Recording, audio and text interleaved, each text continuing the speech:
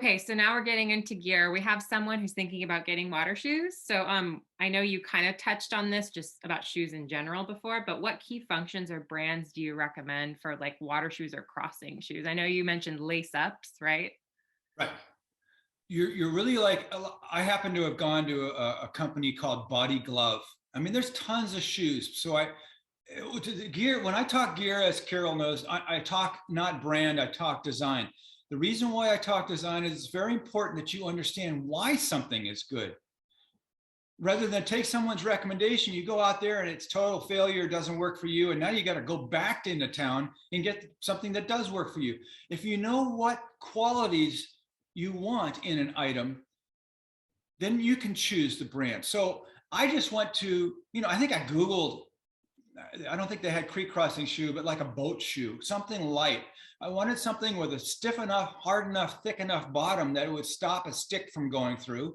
I didn't care much about the rest of it, only that it offered some protection to the side of my feet that was substantial other than webbing. Webbing shreds, webbing gets cut. You need a little bit of beefiness on the side of your foot because you got to protect your ankle, you got to protect the soft tissue. And because you're going through those granite boulders, they're not smooth, nice little river rocks, not in the Sierra. There's too much erosion. So, and you want that ability to, when the shoe gets stuck between rocks, and it will, that it won't pull off. People have asked, can I just use my Crocs? If your Crocs will stay on your feet when wedged between two rocks, sure, that works as long as the stick can't poke through and it won't let your foot get lacerated. Yeah, Crocs are fine. That's the right idea. They're a little bit bulkier, but look for those features to protect your feet. So when you get to the side of the creek, you strip. You don't want your hiking shoes to get wet. You put on your creek crossing shoes. You get your poles extended, and you find a good place to cross, etc. And you go at it that way. Okay, perfect. So one more question about gear specifically. So waterproof socks for post crossing to keep your feet warm and dry until your shoes dry. Is that worth bringing waterproof socks for that method of putting it on after crossing to keep your feet warm? Yeah, I'm with you. Waterproof socks are a vapor barrier. That's essentially what you're doing.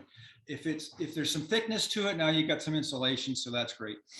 But essentially you're holding in body heat and body moisture under the sock. Yeah, your foot is warmer, but it's also wet anyway from its own perspiration. So as far as trench foot goes, it doesn't really help. But for keeping your feet warm, sure. So we've kind of wiped out the point that your feet aren't going to be dry in waterproof socks anyway, because you're creating a lot of body heat, your feet sweat, and the moisture has nowhere to go. So it's just going to sit in the sock. The key really is letting your feet air out. Yeah, we've now crossed where our hiking shoes are not getting wet by the creek crossing. Any kind of sock will do. I mean, what I do, I probably got them here, actually. I'm not going to dig.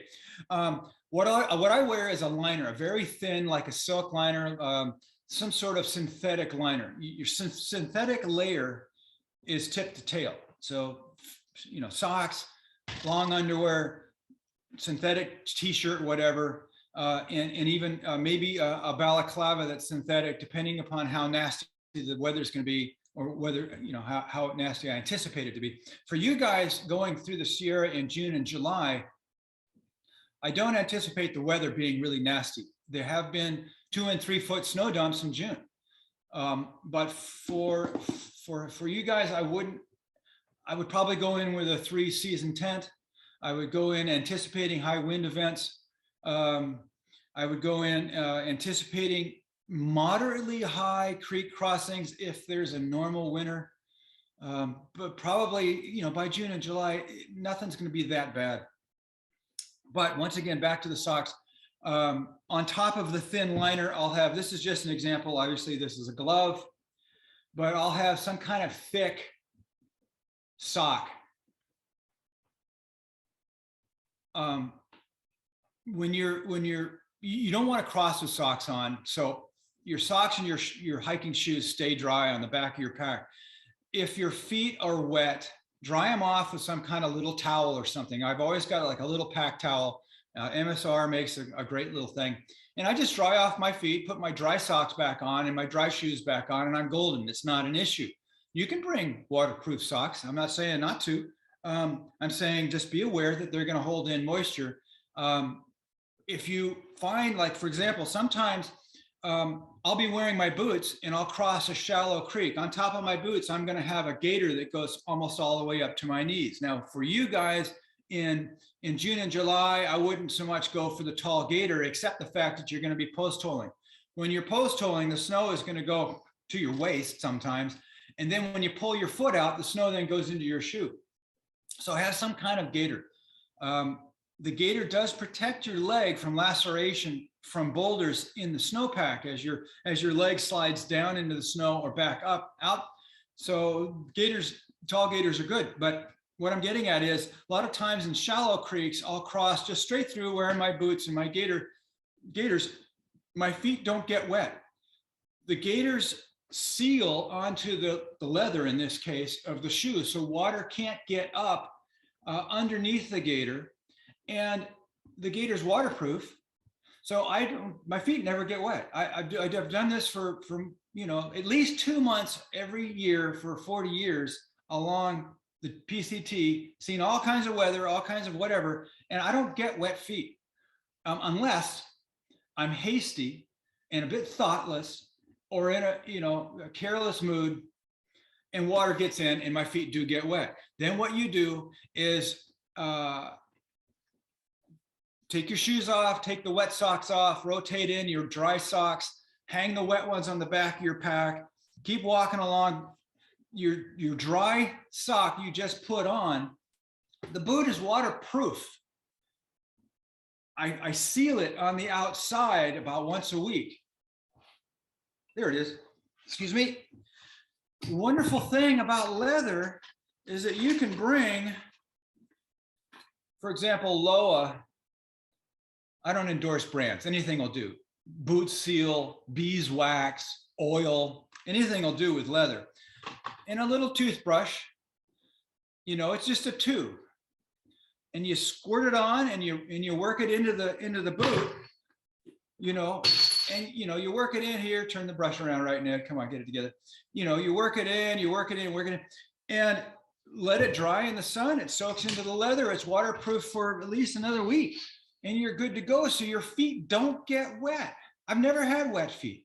So I probably killed that one, Carol, but realize also Gore-Tex.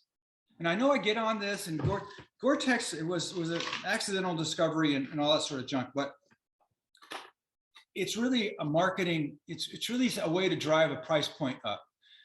In reality, when Gore-Tex gets dirty, it totally fails. When dirt gets into those microscopic pores, and I'm not talking chunks of dirt, I'm talking really fine dust, microscopic pores that allow vapor out but won't let the rain in. That's the whole premise. The rain molecule is big, vapor molecule is small, so that way it can be waterproof, breathable in theory.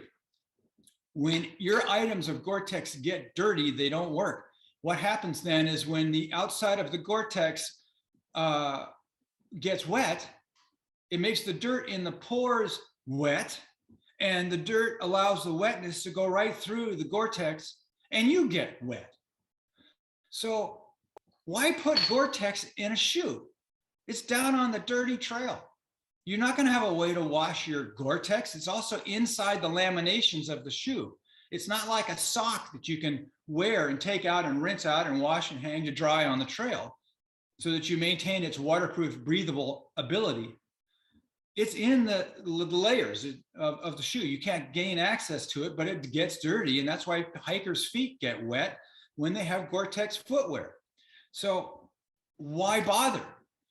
In reality, what happens with a shoe that's waterproof, Yeah, you can go plastic if you want. You can do an approach shoe that a climber might use, as long as it's flexible.